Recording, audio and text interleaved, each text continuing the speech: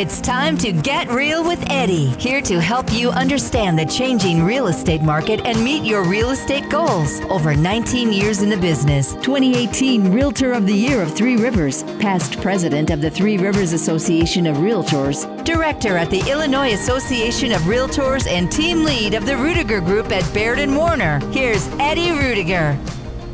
Oh, it is a huge week for numbers.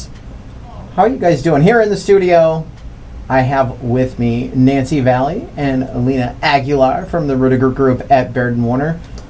How are you guys doing today? I'm good. How are you, Lena? I'm doing good. How about you, Nancy? I'm great. So, I don't know if you guys have been watching the news, but they're talking about this is like the week for numbers. Week economy. And everything to me has fallen right where I thought it was going to be. We get GDP numbers on Thursday, so we'll see what comes out. We got earnings, I think, from Walmart, McDonald's. I didn't see McDonald's. I saw Walmart. And I want to talk about Walmart before we get into some of the other stuff here. This morning, Case Shiller came out with, older numbers we've already talked about that, April's appreciation was like 21% year over year, and May was 20.5. So we're seeing deacceleration in the market. Well, we've already talked about that. We know it's going to be the prices are going to be deaccelerating. What else is going on? So consumer index came out 95.7. Last month it was 120. So we are under 100, and as everybody knows with these indexes, if you're under 100, you're in not good area. So consumer not really feeling the economy. And I think you're going to, as I've said, we're going to see a shift towards real estate later this year. So a lot to get into. So I wanted to get in and talk about Walmart because I just caught it in the news this morning. Walmart's numbers reflected consumers buying less of electronics and less textiles, clothing. Okay, so less year over year. Yes. In comparison to what? I guess Well, less in comparison to what? The sales went down from second quarter this year to second quarter, I'm assuming last year. Okay, that's what I mean. In comparison to first quarter, in comparison to year over year, in comparison to... So as I said, we had a meeting at our office, and I was telling agents, and I think we've talked about it too, watch the gas prices. Watch the gas prices. All right, when it comes to real estate and when it comes to consumer sentiment, watch the gas prices. These gas prices come down, and they have started coming down. Yes. All right, I think we're down 10% from highs. Which is good. Which is good. Hey, anytime I like the direction it's going. Yeah, let's get them lower. I mean, I think we got to get a lot lower before we can start getting some good faith behind these numbers. I don't think we'll get back down to 2.5. There's just not enough in supply. I think you'll be, if we can get down under 4, maybe 350, that would be outstanding. But as gas prices come down, I think you're going to see buyers come back into the market because some buyers have left. And that doesn't mean the real estate market's collapsing. It doesn't mean that the real estate market has issues or problems. I think some people have just put their buying on hold. Yes. And the Walmart sentiment supports that because while they saw a decrease in electronics and clothing, they saw an increase in groceries. So right now, people are putting food in their tank and gas in the tank and food in the refrigerator. Mm-hmm. So I'm looking. I know everybody's looking at these numbers, and we're not. I'm looking at economy numbers. Not that I'm not an economist. I don't claim to be one. I have no idea. Who, what, when, and where. I think the numbers will be in a recession as of Thursday. We'll find out, yes, we're in a recession. That's my expectation. But I have no idea where that means. What I do know is real estate is sound. I'm not seeing anything that is going to affect or hurt real estate at this time. The two things I'm watching, or three things I'm watching actually, we talked about at the office meeting.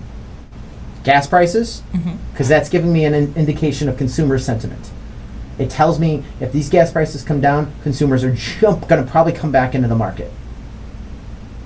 I don't care about the interest rate.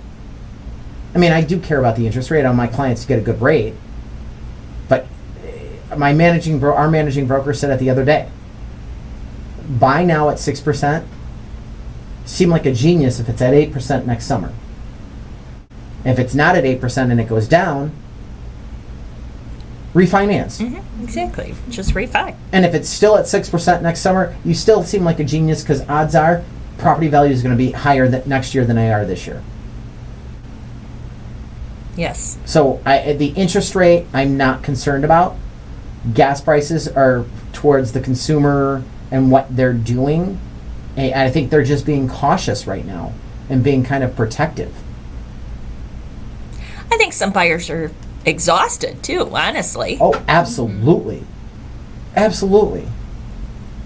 I mean, I think you got some sellers that are exhausted. Oh, We had yeah. we had a house first day, first showing. We were the first. We broke the next day. Took our offer. I mean, we made a very outstanding, fair, reasonable offer, and they took it. I don't think they want people that are not looking, especially the sellers that are coming on the market right now. They are not looking to deal with 50 people trying to come into their house in 48 hours. Yeah. No. Give me a fair number, and we got a deal. Sellers want to be done. They Yep. want to just move, get a reasonable deal and move on. In general. Yep. In general. So, finishing my thoughts off. All right. So gas prices. That's why I'm watching gas prices. It's the consumers' sentiment, where they're going. It reflected today with the consumer Senate survey at 95.7 that came out. So consumers are worried about the economy. Let's be honest, and that's understandable. Don't care about the interest rates. I do care, but it's not going to affect real estate like people think it is. What was the next one? Policy was another issue. And jobs. That's going to be the big indicator. And right now, the jobs market, I mean, we're seeing some people not looking to hire as much, but they're still looking to hire. Right. We still have the unemployment at like 3.4, 3.6. I didn't check unemployment rate. I didn't check that this morning. So the unemployment rate is still the jobs market is extremely strong. Yes. All right. So as long as people are working, they're making their mortgage payment. They're making their rent payment. And they're looking to buy a house probably. And then policy issues. And the policy aspect side comes in don't get me wrong. We have outstanding elected officials. I know they get a bad rap. They work really hard to try to do what's right. All right, I give them the benefit of the doubt, more so than not. But when headlines start talking about housing crash and housing this, housing that, they want to protect and go into a parenting mode, I think, is a good way to, and protect the public. So they look at things that could help, but honestly, they can't help. Well, let's face it, they're not experts in the field. Yeah. They're just people that are trying to do the right thing for the most people. Absolutely. And that's why I give them the benefit of the doubt. Yeah. But there is the law of unintended consequences when they put things into place that really can sometimes hurt a market. So that's why, the market's doing fine. The market is strong. We got Plainfield numbers for June. June numbers are out. Yeah. We're going to talk about that coming up. And I don't think you need any intervention on the real estate market. Just let it do what it's going to do. I expect it to deaccelerate still, but I expect a very soft landing. Yeah. If you're going to do something, I would do something very targeted. to help lower income, kind of abate some of this inflation, if necessary, to help keep them in housing, to help keep, you know what I mean? But it would be micro targeted. It wouldn't be general policy. And I think hey, last number I saw in wage increases was like 5.1, 5.2. So you're still behind with these inflation numbers. Yeah, you're still 3 point something behind. Yeah, because the last one was 9.1 that came out a couple weeks ago, and that was just nasty. The CPI was 11.1, I think it was. Yeah. But the market has itself corrected that with the wage increases somewhat. I would more likely, I'd rather see, to a counterpoint to what you said, is I'd like to see less regulations, all right? And so what does less regulations means? Well, some cities have a lot size requirement. You have to have this lot this big. Well, why? Why do I have to have almost a quarter of an acre? I don't need a quarter of an acre. Some people might not want a quarter of an acre.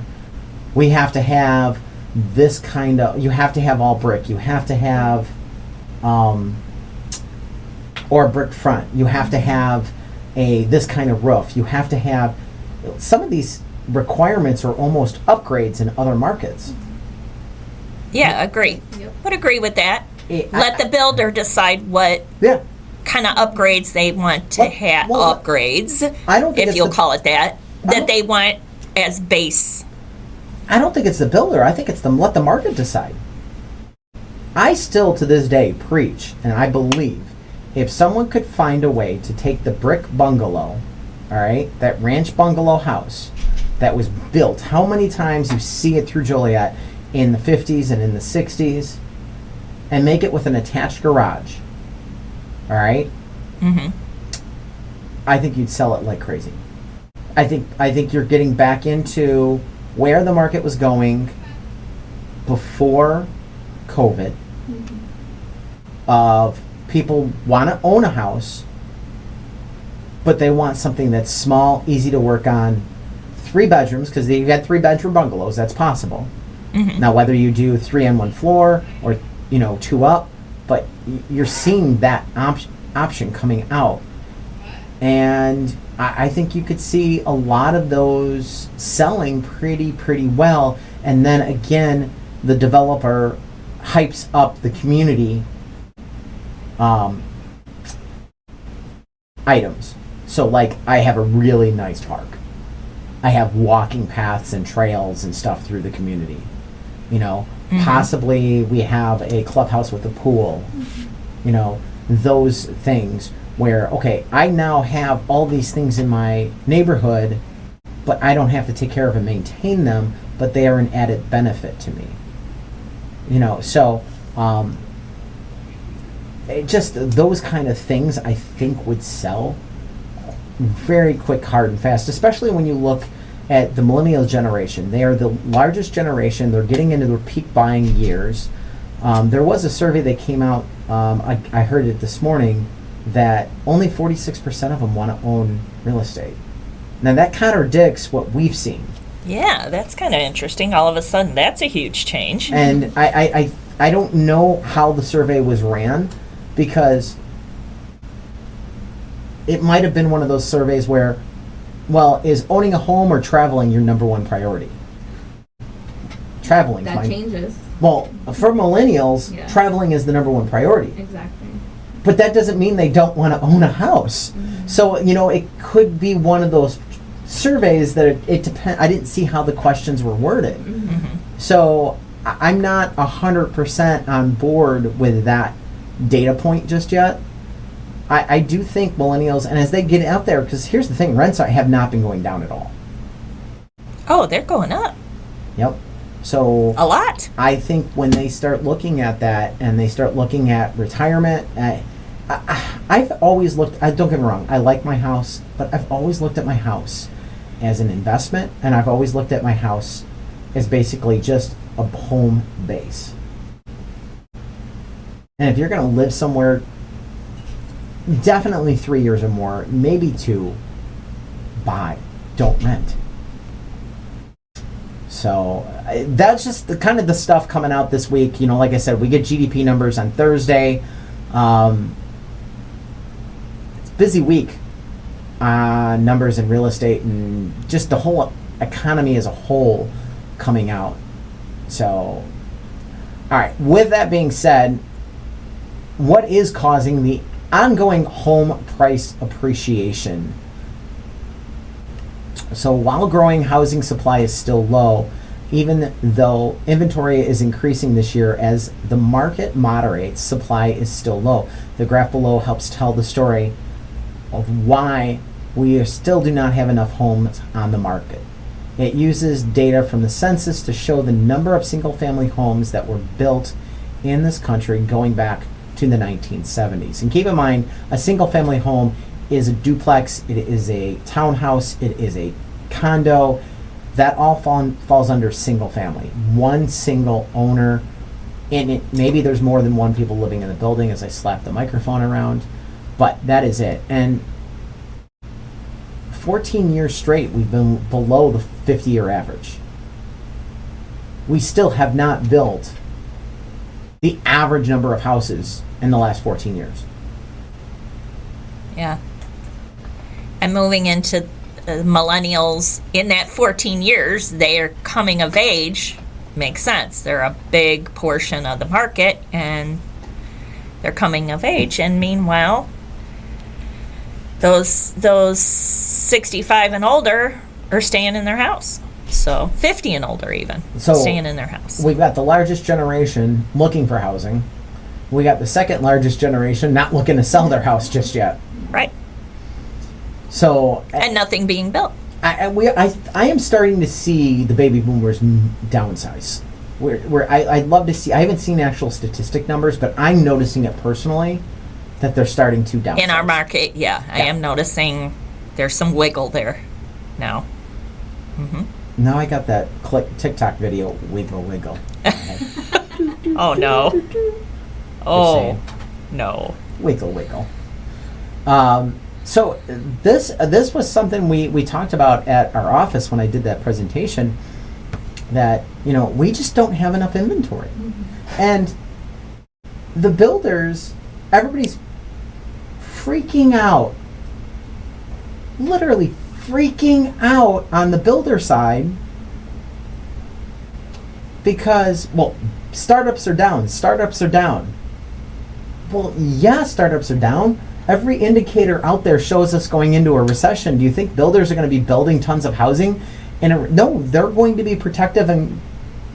They're a wait-and-see kind of mode. Oh, yeah. Big time. Because the supply and demand aspect helps the builders because, you know, they can sell the houses at a higher price. Less housing, supply and demand, guess what? Low supply, high demand, I get to sell at a top dollar. Now, are the builders gouging? I don't think so. Because keep in mind, they need to sell at the top price because all of their core items, wood, siding, copper, plastic, everything you can think of has gone up in price. They need the higher price to be able to make it work. Mm-hmm. So, millennials, as I said before, we got another graph that's talking about how they're in their peak buying years for the millennial generation. And you've got the Gen Z generation starting to move into buying. What is the next generation? The Generation Alpha? Yes. So my child is Generation Alpha. I guess. Yeah. All right. Where did they come up with these names? I'm just wondering. Is that because we just had to start back over? I think so. Because we were at X, then Z? Yeah. Still have the best name for a generation. I'm sorry. Can't get better than Gen X. All right. What did our deputy chief economist at First American explain, Nancy? Chief economist Adetta Kushi, deputy chief economist at First American, explains millennials continue to transition to their prime home buying age and will remain the driving force in potential home ownership demand in the years ahead. And we've got more from Bankrate. What did Bankrate say, Lena? After all, supplies of homes for sale remain near record low, and while a jump in mortgage rates has damped demand somewhat, demand still outpaces supplies thanks to a combination of little new construction and strong household formation by large numbers of millennials. The other thing that they're not looking at on these housing starts numbers, if we're running out of stuff to finish developing from the Great Recession. Most of what I've seen has been neighborhoods, a lot has been neighborhoods that needed to get finished off. Some aren't. Some have gone in and actually broke ground. There's a bunch of projects in Plainfield that are new projects where they're breaking ground. But there's not much left where you can, let's go in and finish it. And even if you do, there's a lot of stuff that gotta get fixed. Yeah. You've got streets that are, if they had streets in, they're just so overgrown, it looks like an abandoned town. You ever go on YouTube and look up like the abandoned towns and see that stuff? Yeah, it is kind of cool. Yeah, what's the, in Ukraine, I think it was, where the nuke plant melted down. Oh, yeah. Because they already think Chernobyl? Chernobyl, wasn't it? Was that Ukraine or was that in Russia? I think that's Russia. Okay, Isn't was it Russia? Chernobyl? Yeah. You can. It's the radiation has subsided where you can go in there now, but you still need I think you still need. You need the suit. Yes. You need. Yeah, you got to suit up. You can only be there for a certain amount of time. Yep. That kind of thing. Yep. Yeah. But the animals have come back. They're starting to on the outskirts of the. Yeah. So it's pretty interesting, but that's the same thing. You think about the grass growing up and coming through, like some of these areas that there's one out Caton Farm Road and County Line. I told you I saw a tractor, I think, out that way. Oh, yeah. Yeah. So I don't know how they could use the setup of the neighborhood. I think you'd have to rip it all out, all the roads and stuff. Regrade. And regrade and redo it, because I think the asphalt hasn't been maintained. You know, I mean, they say if mankind died off, I think in what they say 50 years there'd be no real true evidence of us being here. Maybe 100. There was some TV show that had, or some documentary or TV show or something that kind of premise that if we were gone, how long would it take things to deteriorate? Yeah. Remember that? It's a few years ago. I do not. So. Kind of wild. So, yeah, so looking at these numbers, it's just, I really do think that we're still on pace with a supply and demand issue. Now, does that mean houses are going to keep selling in 30 seconds? No. We're seeing it right now. Let's look at Plainfield numbers. You know what, actually, we are running a little behind because we got chit-chatty and I was going over stuff. So we're going to hit a break, and when we get back from the break, we will talk about what's going on with the Plainfield numbers. So keep it here with Get Real with Eddie.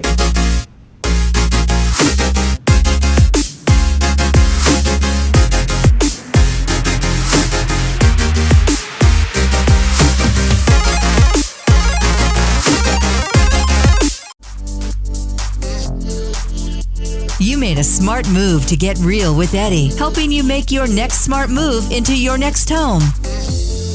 All right, speaking of that location and information, Nancy, if they want to get information from you pertaining to the real estate market, what's the best number they can reach you at? They can reach me at 815-545-1162. Or they can go online at valleydreamhomes.com. And Lena, what's the best number to reach you at? 402-637-4645. Gotta love that Nebraska number. And you can get Lena online at lenaaguilar.bairdwarner.com. So we gotta get you a fancy URL. We gotta work on that. Maybe that'll be a project in a week or two. So we gotta get through our baseball game. For those that don't know, we have our client event Nancy's over here now thinking of URLs for you. I'm just gonna say. Can you see the steam running out my ears? Is that it? So it needs to be something for bilingual. I mean, because we get, that would be huge for you. I mean, honestly. So, Plainfield numbers. All right, I'm just gonna throw the first one out. In June, single-family detached homes got 103.3% of original asking price. Yeah. There you go. Up 0.1% from last year. But the market is crashing. Yeah, no. Yeah. I am so tired of having this argument with people. But we're going to have this argument for the next 18 months. Again, watch your gas prices, watch your jobs market, watch your public policy.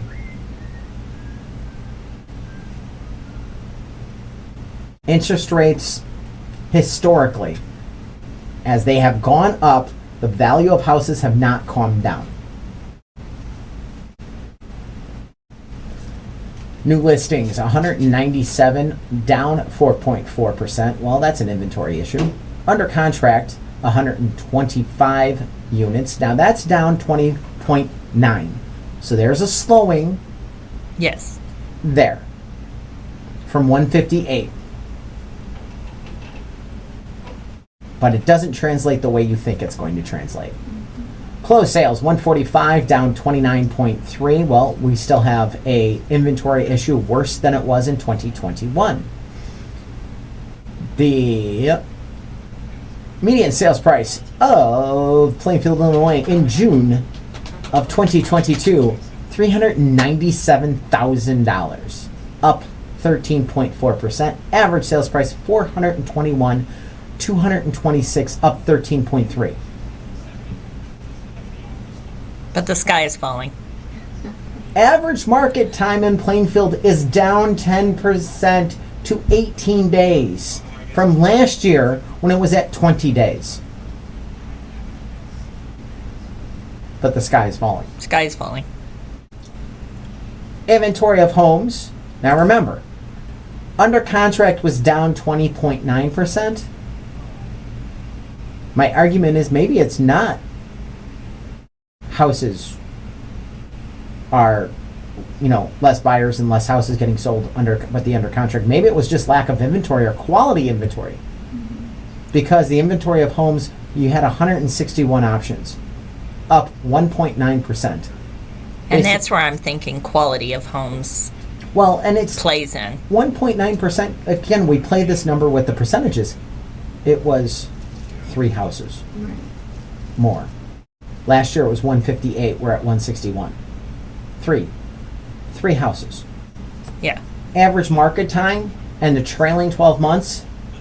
Last year was at 41 days. We're at 24 days, down 41.5%. And if you look at the under contract, it's 13.9% on the trailing 12. And new listings is down 9.1% on the trailing 12. So, I'm sorry, everything to me still screams inventory. Mm-hmm. Watch the jobs market. That is the big indicator here. And it's that simple. So, attached to single family,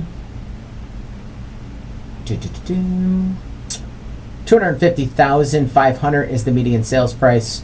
287,890 is the average. That's up 25%. Median singles up 16.5. Percentage of original list price 101.5. That's down 0.3%. 0.3. I think that might be because some people saw some opportunities and they flipped back for single family. Because the attached. Yeah, it's still 101.5%. Yeah, you're still getting over list price. Still getting over list price. 13 days on average market time. But Eddie, the average market time on attached condos, it's up 8.3%. Yeah, it's up 1 day. Watch the clickbait. Lena's over here cracking up. I could have been an actor. I mean, honestly. I think I got it. No? A little too over the top? Depending. Depending On the day. It's a tough crowd. All right. I think I'm done with the numbers. Should I buy a home with this inflation? Greg McBride, Chief Financial Analyst at Bankrate, explains what, Nancy? Greg McBride is explaining inflation will have a strong influence on where mortgage rates go in the months ahead. Whenever inflation finally starts to ease, so will mortgage rates. But even then, home prices are still subject to demand and very tight supply. Didn't we just say that? Yeah. Plainfield numbers reflect this. It is a supply and demand aspect. Your house is not going to go down in value right now. As long as we have a solid jobs market, I do not see anything taking your home down in value. Because I don't see anything increasing this supply. No, not I mean, over time. 5 years. I mean, over time in the next 5 to 10 years, but it's going to be a whole different. Well, we might catch up. The builders were on pace to catch up in 4 years. When they started creating 1.7, 1.8 million units when they were on that pace, but they're down now under 1 million units. They're not producing enough housing stock. And here's the thing you have to understand. I brought this up in the meeting. It's not just population growth you have to build houses for. You also have to take into consideration, and I'd love to know this number, and I don't. Maybe this is an email to Lawrence Yoon. What? The number of units that are destroyed every year. Oh, yeah. I've got a client right now selling his house, and the property's going to go commercial. And this happens all the time. So that's one less unit that comes out now that's available potentially down the road for housing stock.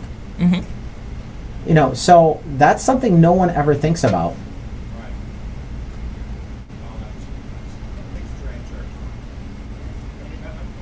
Well, or you think about like hurricanes and how, like, look at Katrina. It came through, wiped out a bunch. There are a lot of houses that never got rebuilt. There's a lot of housing that never. Hundreds. Yes. And then you think about all the tornadoes, wildfires, all that. There's a lot of housing that's destroyed. Well, and look at what we know about flooding, too, with the flood maps.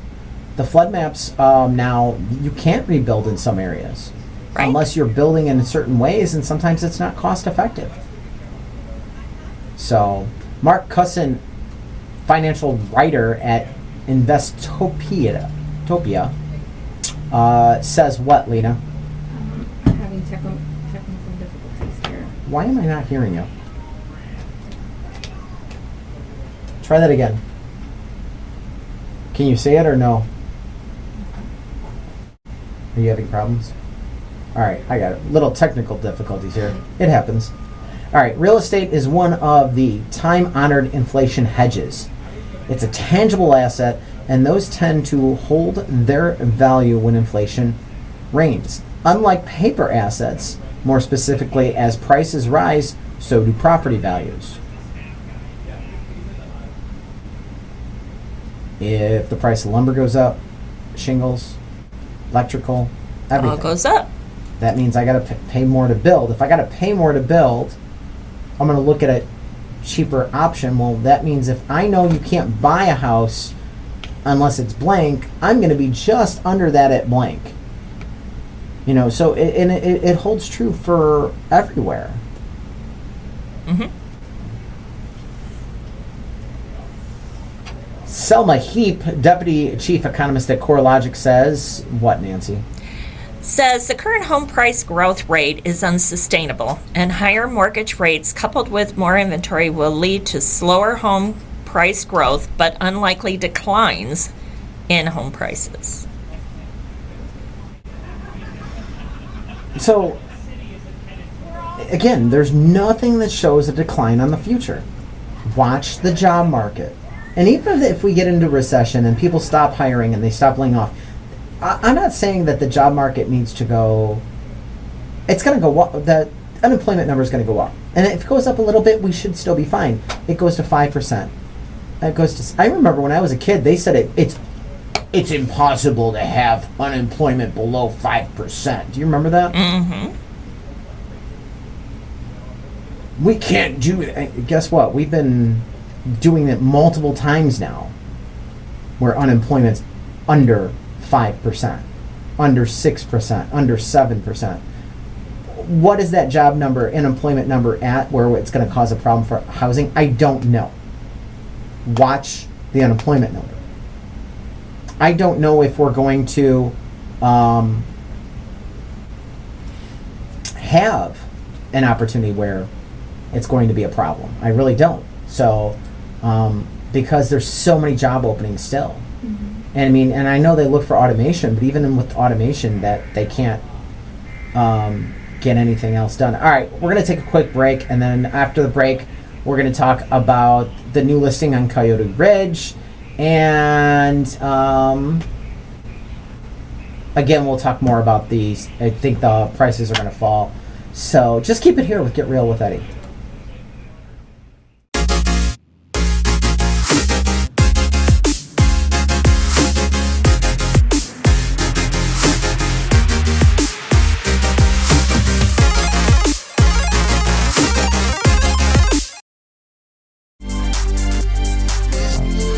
The face for radio, the heart for real estate. It's Get Real with Eddie.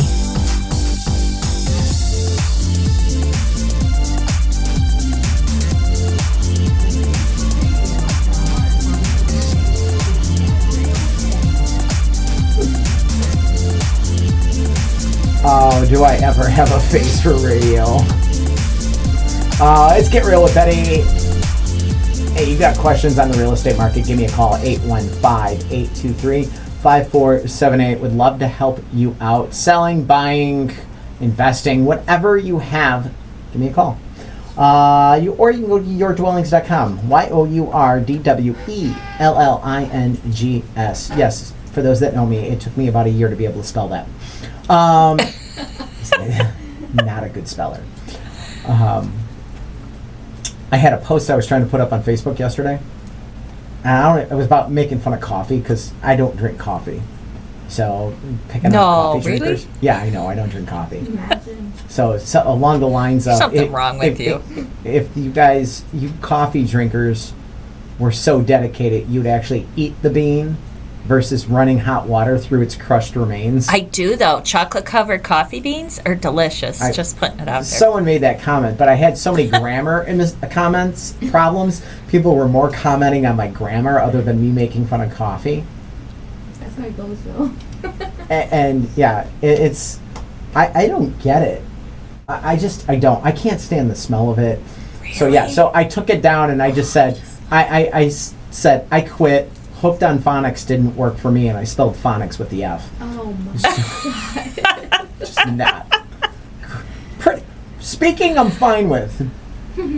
Yeah. Oh, you got that down, Yeah. at least. So, You're good with that. luckily, there's not a lot of grammar in real estate. I mean, there really isn't. It's a lot of numbers. There's numbers. Right in my aspect. All right, so speaking of, think home prices are going to fall? Think again.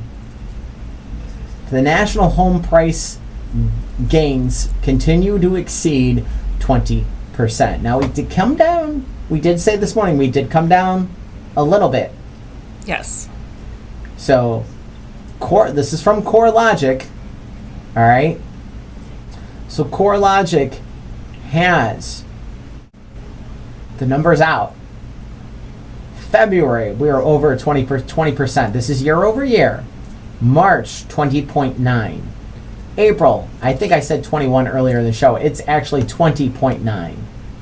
And May, they've got it at 20.2. So we did come down, but still, we are over 20% year over year. That's a crazy number. Seriously. Well, when you don't have any kind of supply, Yeah, that's what happens. it's simple supply and demand. Mark Fleming, chief economist at First American, explains we're still well below normal levels of inventory, and that's why even the pullback in demand, we still see housing prices appreciate. While there is more inventory, it's still not enough. And we just talked about this. It's going to take a long time And we're going to get enough. We're going to keep talking about it and keep talking about it and keep talking about it because they just don't. It's clickbait. We've Yes. talked about that. People would rather put out these ads and get people to go onto their social media page, get on to go on their website, get on to go to that, because why? They have advertising dollars on those pages. And that's what they're looking for, is that advertising revenue. That's what they're looking at. That's where they're at. I mean, I don't know what else it is, because they're only putting, well, there's one other aspect. It's politics. Mm-hmm. But I'm hearing the same story, and I'm seeing the same story from media sources that would be on opposing sides of the aisle. You know what I'm saying? Well, that's because they're into the click. Again, it goes back to the clickbait. Yeah, that's going back to the revenue. So I don't think it is politics.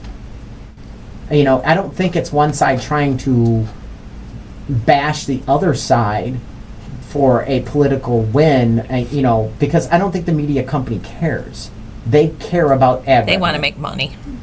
And, you know, if it bleeds, it leads. So, I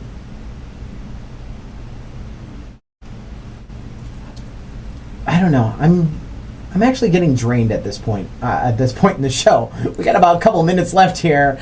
Experts that we've talked about this, where the experts say where the housing market inventory is going to be up 15%, and I threw this in because I think it tied back in. We covered this article I think a couple of weeks ago or last week. I don't think we're going to be up, maybe nationally. And maybe that's the thing. Maybe it's other markets where I'm not seeing. Mm-hmm. But, you know, Florida's hot. Texas is hot. Now, are those markets, you know, blazing hot? No. They have cooled off, but they're still hot. They're still very hot. You know, so... Hot instead of hair on fire. Yes. Mm-hmm. Yes. I mean, it's nice to be able to actually work with a client. I talked to another agent, and she had the buyer side, and she's like, yeah, my clients made an offer, and we negotiated, and we couldn't come to terms and an agreement. And she goes, it was so great. Because, I mean, even the agents were frustrated, and some people were trying to blame us. Oh, it's our fault. No, it's not.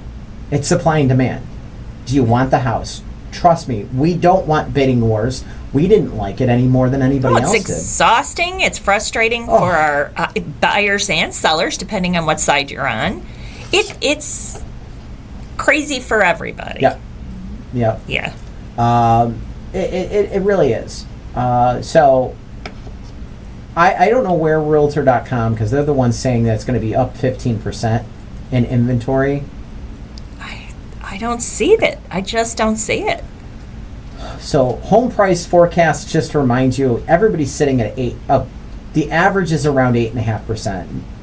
Most are over that, actually. So 4 out of the 7 are over 8%, 8.5%. NAR and Zelman 8.4, 8.3. MBA's, I don't know, 2.7 in appreciation. I think MBA is like kind of smoking something. I don't get it. So, all right, that wraps it up with Get Real with Eddie. Don't forget, you can check out everything online at getrealwitheddie.com. So until then, don't forget, go online, check it all out, or give us a call. Be ready to help you guys any way which possible when it comes to your real estate needs.